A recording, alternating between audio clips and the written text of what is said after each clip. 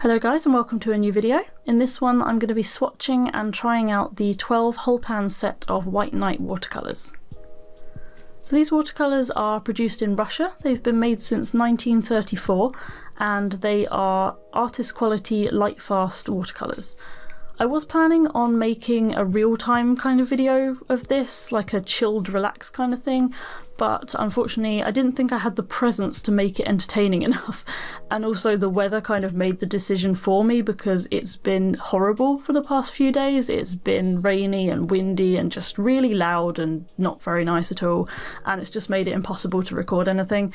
So I really needed to get this done, this test run, because I want to use these watercolours on commissions, so I had to get it out of the way. And it's the reason I decided to buy these watercolours is because I've been taking a second look at my materials lately and deciding which ones are high quality enough to use on commissions. I've been taking commissions again, so you may have seen on my social media I have been discussing it more. Basically my day job dropped my hours, so I had to make the decision between making my art more into a career or getting a second retail job or whatever else I could get. And jobs are pretty scarce here, and I have been finding myself able to make more money from my work, so I decided to jump into doing commissions again and focusing more on my online store and obviously my YouTube and everything, so hopefully my art should benefit as a result. But yeah, I've had quite a lot of interest in traditional art commissions, which I wasn't expecting, so I figured I better take another look at my materials and make sure I've got high quality ones. Because obviously light fastness is very important in watercolours and markers and so on, because you don't want your buyer putting their new illustration on their wall and then within a few months it's all faded away. So you've got to make sure that your supplies are the best quality to pass on to your customers. Unfortunately, the Koi watercolours, which I've really been enjoying using, are not light fast, which is a bit saddening. But the Cotman, Winsor & Newton Cotman, they do have degrees of light fastness which they say on the packet, so as long as you check them they should be fine. These ones are specifically stated to be artist quality and light fast. They're made with very high grade pigments, including gum arabic and even honey, the description says, which I've never used an art supply with honey in it before, so that's new. The colours that I received in this set were different to the ones that were described on the website, which was a bit strange, but I got cadmium lemon, cadmium yellow medium, yellow ochre, cadmium red, carmine, ultramarine, azure, emerald green, green umber, burnt umber and neutral black.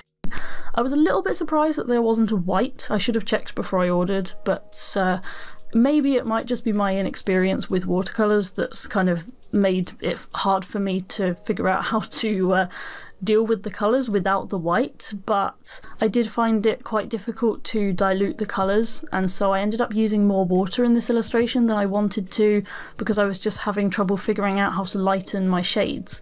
And so, like I said, a more experienced artist will probably have found a way around that, but I just kind of struggled a little bit with that, and I didn't want to put in a white from a different brand because I just wanted to test out this particular brand here.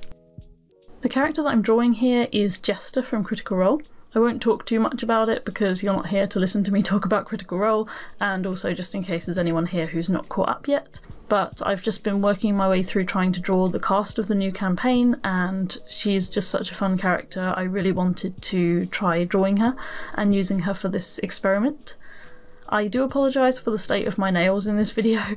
My excuse is that we had a very stressful D&D game a few days ago, and I was biting my nails a lot, which is a very bad habit, you mustn't do it. I don't usually do it, but our rogue was dying. He'd failed 2 death saving throws and it was very stressful. And obviously my stress was nothing compared to the player of the rogue. And yeah, it all got a bit much and I bit off pretty much half of my nail varnish. Yeah. So that is my excuse right there for the state of my nails in this video. I used the Daler-Rowney Mixed Media paper for this, which has quite a strong texture, so it may have been that gave these colours quite a good texture when they went down onto the paper, or it may have been that they are granulated. It didn't state on the description that they were granulated, but I did like the texture that came out. I was very happy with how they blended together, they merged really well, and I especially really like the strength of the colours, which is obviously to be expected considering they use really high grade pigments. My favourites were the cadmium red and cerulean blue, which you could probably tell from the amount of times I used them in this picture. I really liked how they merged together. The colour went down so strongly that it was almost a surprise after so long using paints with kind of lower grade pigments. So it's going to take some practice to figure out how to build up the layers more effectively without kind of saturating the paper to begin with. But I did really enjoy the process. Like I said, I am still really inexperienced with watercolours. It's still a long learning process for me, so this isn't a review. That's why I didn't call it a review. It's just me trying something, and I thought you guys might be interested to see the process. I wouldn't normally consider that I was kind of worthy of buying artist quality watercolours at this stage, but since I've had the interest in traditional media commissions and I'm enjoying practicing, I just thought I would give it a try. I didn't want to jump into buying a large set just in case I didn't like them, and obviously these are artist grades, so they weren't cheap. They were just under £18 for this set, and then obviously that the 36 set was quite a bit more expensive, so I just stuck to the small set for now. The fineliner that I used for this illustration is the Kuretake Mangaka Flexible fineliner, which, as you know, is my favourite. It gets a nice variety of lines, and as far as my experience goes, it doesn't fade when you put watercolour on it. Towards the end of the illustration, you can see me adding a few small details with the Hybrid Dual Metallic gel pen, which is a violet and metallic blue colour, and this was actually sent to me yesterday by my friend Kate.